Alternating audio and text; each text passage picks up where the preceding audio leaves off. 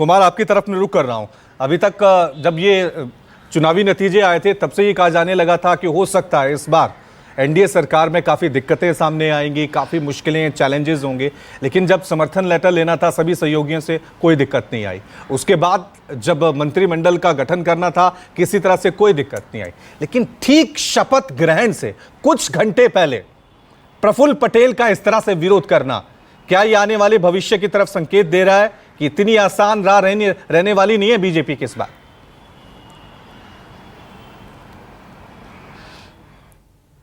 मत मिला है और जो चुनाव हुआ, चुनाव में जनता सरकार और विपक्ष दोनों चुनती है। और एक चीज़ आपको मानना पड़ेगा कि पिछले 10 सालों में अगर सबसे कमज़ोर एक तरह से देखें तो नंबर्स हालांकि पूरे हैं, लेकिन संख्या बल के लिहाज से अगर कमज़ोर देखें तो पिछले 10 साल के बाद जो तीसरा टर्म है प्रधानमंत्री नरेंद्र मोदी का, अभी वो पिछले 10 साल के मुकाबले सबसे कमज़ोर स्थिति में है। और एनडीए भी जो पहले 350-345 सीट के आसपास हुआ करता था, वो 293-94 पे आके सिमटा है, तो कमज़ोर स्थिति में है। जनता ही विपक्ष को भी चुनती है और 233 सीट के साथ इस बार विपक्ष सदन में बैठेगी। और जाहिर सी बात है, अगर आप ममता बनर्जी को छोड़ भी दें तो भी 204 सीट के साथ विपक्ष बैठेगी। जब आमने सामने, जैसे अमूमन क्या होता है कि विपक्ष एक साथ हो जाता है, लेकिन वो जब चुनाव होता है तो वो अलग अलग चुनाव लड़के आते हैं और फिर यहाँ मुद्दों पे एकजुट। चल हो जा शुरू।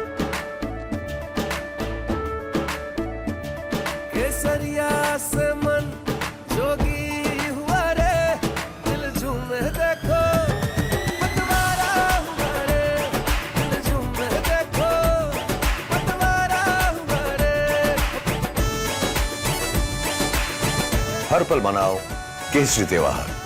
विमल, बोलो जुबान केसरी होते हैं, लेकिन इस बार वो स्थिति नहीं है। 204 सीट विपक्ष को जनता ने दिया है क्योंकि वो मिलकर लड़े थे। और जाहिर सी बात है, एक मजबूत 1987 के बाद पहला मौका है जब विपक्ष इतनी मजबूत स्थिति में देश में आई है। दूसरी बात रही सहयोगियों की, जाहिर तौर पे इसमें कोई दो राय नहीं है। देखिए, आप अगर सीटों के कॉम्बिनेशन के हिसाब से बर्थ का, कैबिनेट बर्थ का बंटवारा देखेंगे तो उसमें आपको समानता नजर नहीं आएगी, बिल्कुल अलग अलग चीज नजर आएगी। एक सीट जीत कर जीतन राम मांझी कैबिनेट मंत्री बने हैं, ठीक है, वो मुख्यमंत्री थे, वो अलग बात थी, वो कुछ दिनों के लिए थे। लेकिन जब आप राष्ट्रीय स्तर पे आते हैं तो ऐसे में अजीत पवार की टीम के द्वारा कहा जा सकता है कि भाई एक सीट वो जीत कर आए हैं और हमारे यहाँ राज्य में चुनाव है, एक सीट वाले को आप बना रहे हैं, हमें नहीं बना रहे हैं, हमें आप MOS इंडिपेंडेंट ऑफर कर रहे हैं। तो जाहिर सी बात है, सिंक नहीं है कैबिनेट जो बना है उसमें। सीट जैसे 16 सीट जीता उसको एक कैबिनेट एक मंत्री, बिहार में भी एक कैबिनेट एक MOS, ठीक है। बिहार और आंध्र प्रदेश का स्पेशल पैकेज हो सकता है, स्पेशल स्टेटस हो सकता है, इसके लिए वो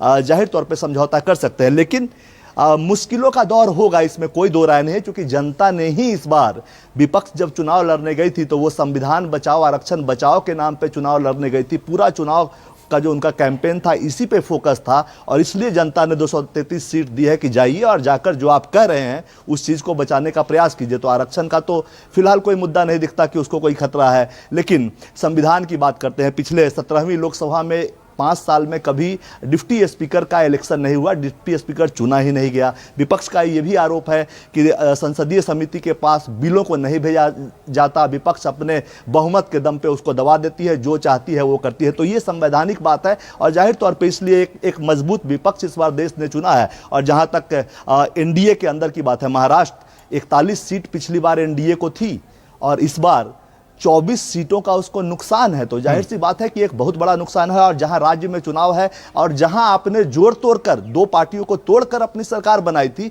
वैसे राज्य में जब पार्टी का परफॉर्मेंस खराब होता है तो जो उसका मुखिया होता है, अजीत पवार हो या इधर आप देखें शिंदे ग्रुप में भी बहुत अच्छा परफॉर्मेंस नहीं है। जाहिर सी बात है 7 सीट उनको आई है, लेकिन महाराष्ट्र में ये बताया असली शिवसेना कौन, नकली शिवसेना कौन, असली एनसीपी कौन, नकली एनसीपी कौन, जो प्रचारित किया जाता था उससे उलट महाराष्ट्र की जनता ने परिणाम दिया है। और 4 महीने बाद विधानसभा चुनाव है तो जाहिर सी बात है हंगामा मचेगा। कम से कम जिन राज्यों में चुनाव है और वहां अगर गठबंधन में कमजोर प्रदर्शन हुआ है तो ये हंगामा मचेगा और उसका असर दिल्ली तक देखने को मिलेगा। प्रधानमंत्री, अब सवाल यही है कि प्रधानमंत्री अपना स्टाइल बदलेंगे, क्योंकि कल जो कैबिनेट का शपथ ग्रहण हुआ उसमें ऐसा नहीं दिखा कि प्रधानमंत्री ने अपना स्टाइल बदला है। उन्होंने सीधे तौर पे, चूंकि जितने भी नेता गए लगभग नेताओं ने वहां सरेंडर किया, ठीक है। सहयोगियों ने कि ठीक है आप जो चाहें वो हमें दीजिए, हमारे राज्यों का काम होना चाहिए। तो स्थितियां अभी उस तरह की माकूल नहीं होंगी जैसा कि पिछले 10 साल में रही है। इस बार तनावपूर्ण रहेगा, एनडीए में भी तनाव रहेगा, और जाहिर तौर पर जिन राज्यों में इस तरह से जोड़ तोड़कर सरकार बनी है